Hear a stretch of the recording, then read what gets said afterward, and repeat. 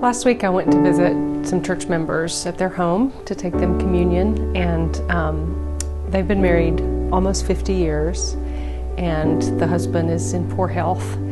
And to see the way that they cared for each other, the tenderness between them, and the patience that they have after almost 50 years of marriage, and to be navigating that moment together, I was deeply moved by the love between the two of them and the long-standing, almost 50 years of practicing love every day with each other, and how very alive that love still was. So, there are several stories of love that happen in the quiet space every day.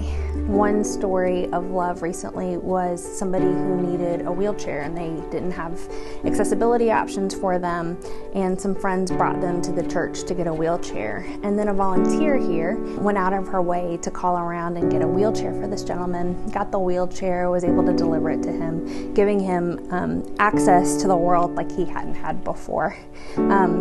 Since then, that person has shown love back to us, smiles, words of affirmation and encouragement, and it's been a beautiful way to see love. Love is shown down there a lot. Lots of people are coming there on behalf of others. They're either have people back at camp that they're collecting supplies for, or they're bringing people to us because they know that we have resources down there. And there's an incredible amount of love displayed by the people that work down there towards the folks, but also right back to us. And so it's just a beautiful symbol of love. Recently, we had the opportunity to go to Michigan to see our family, and I was able to baptize my nephew, who's about 19 months old.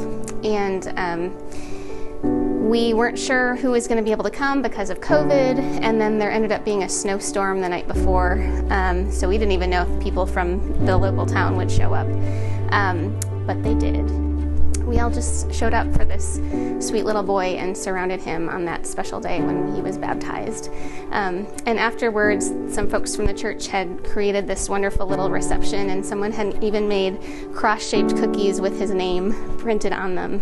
And I just thought that was a wonderful image of the love of the community and God's love showing up in tangible ways for this little guy who doesn't even know what that means yet, but someday he will.